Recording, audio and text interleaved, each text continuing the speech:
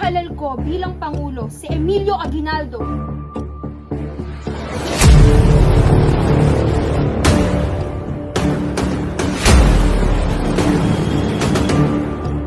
Para sa kalayaan! Mabuhay ang Pilipinas! Mabuhay!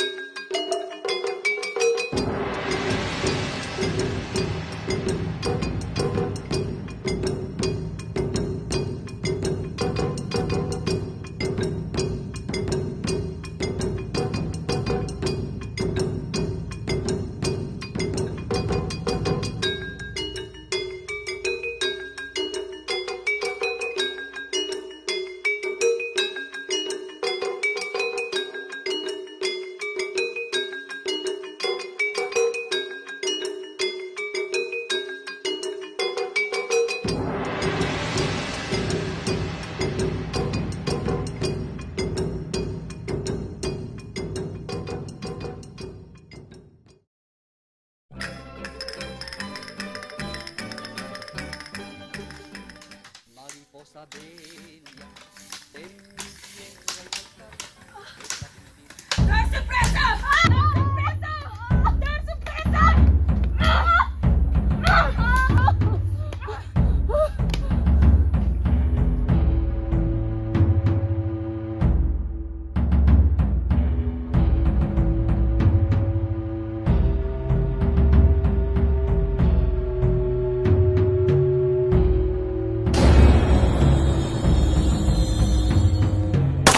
La mariposa en malayo pensil, con peineta de carey, uy, pañuelo coquetón, y en aguas de ojeres.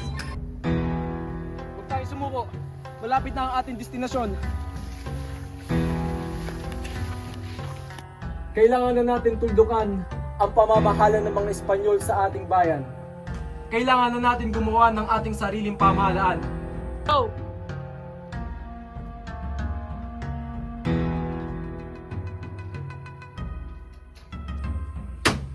Dapat maghalala tayo na mamumuno sa atin. Tama. Ihahalal ko bilang Pangulo si Emilio Aguinaldo. Mabuhay ang Pilipinas! Mabuhay! Para sa kalayaan! Mabuhay!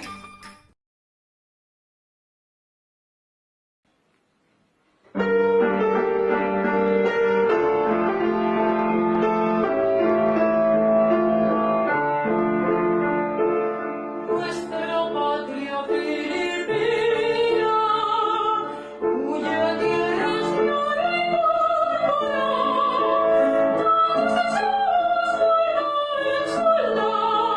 que viene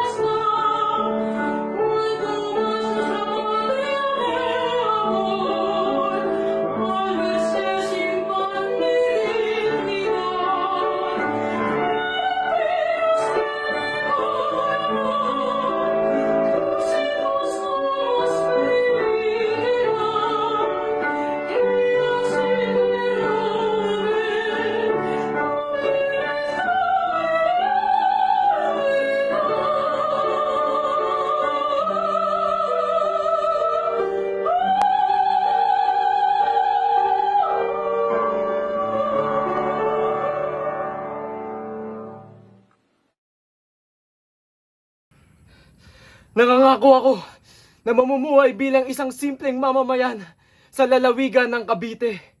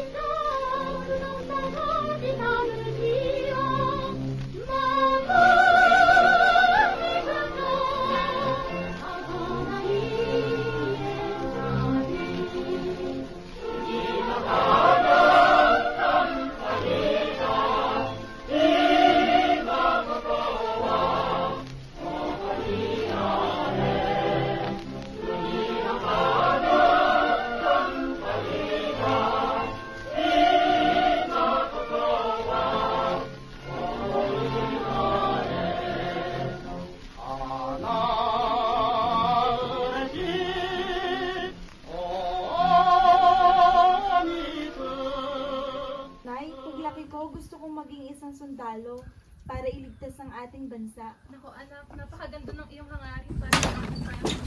Sino kayo? Anong ginagawa niyo? Mama na lang kayo sa amin kung ayaw niyo masaktan. Hindi! Nanay! Hindi! Huwag niyo kayo! Anak ka na lang. Hindi! Yung nanay ko! Anak! Anak! Anak! Manahimik ka! Manahimik ka! Tulong! Sumama ka na lang! Sumama ka! Huwag, parang awa mo na! Huwag, Dapat sa'yo. Huwag! Parang awa mo na! Huwag! Huwag!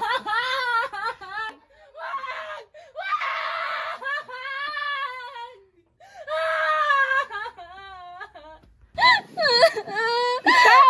At ang nanay mo ay ang pagmamayari na namin ngayon! Wala kang magagawa kundi sumama sa amin!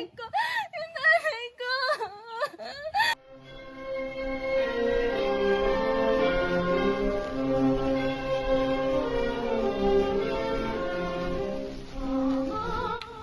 Sige, takbo! Mahahabol ko rin kayo!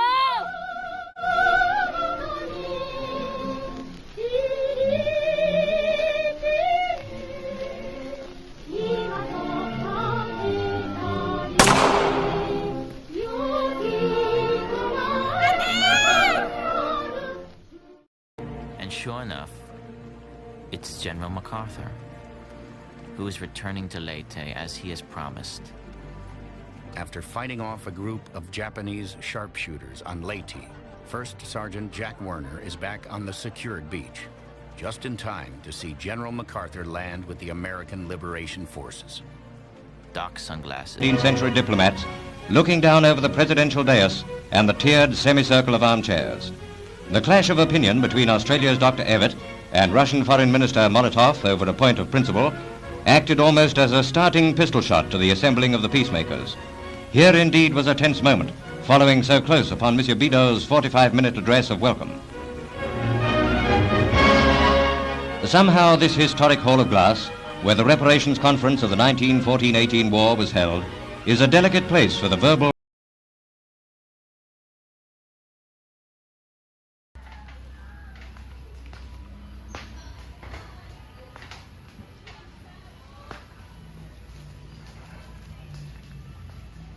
Kamusta kaibigan? Anong balita? Walang magandang balita, Juana. Labis ang kahirapan ng Pilipino at grabe ang kanilang paghihigpit sa mamamayan ng Pilipino. Pantay na karapatan para sa lahat! Reforma konstitusyonal! Pantay na karapatan para sa lahat! Reforma konstitusyonal! Pantay na karapatan para sa lahat! Reforma konstitusyonal! Kailangan natin ng pagbabago. Hindi sapat ang kasalukuyang sistema para sa ating lahat. Reforma ang konstitusyonal. Pantay na karapatan para sa lahat! Reforma konstitusyonal! Pantay na karapatan para sa lahat! And always, our people would rise from the rubble. We would shake off the dust and wipe the tears. And while we mourn our losses, our hope for the coming of new day never dies. Earthquake can destroy the strongest man's structure, but they can never shatter the faith of the Filipinos.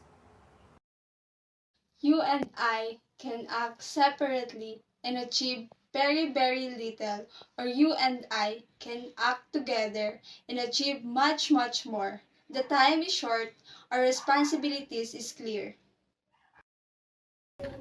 Erap para sa mahirap. The power of one, if fearless and focused, is formidable, but the power of many working together is better. Tama pong may agam-agam din ako kung minsan. Pero wala po akong alinlangang tumahak sa tuwid na daan. Buo ang loob ko dahil alam kong nasa likod ko po kayo. Believe me, it is here to build the scratch, the dismantle, and rotten the rebuild upon its rubbles. Judge me not by my ancestor, but by my action. It is my promise to be a president to all Filipinos.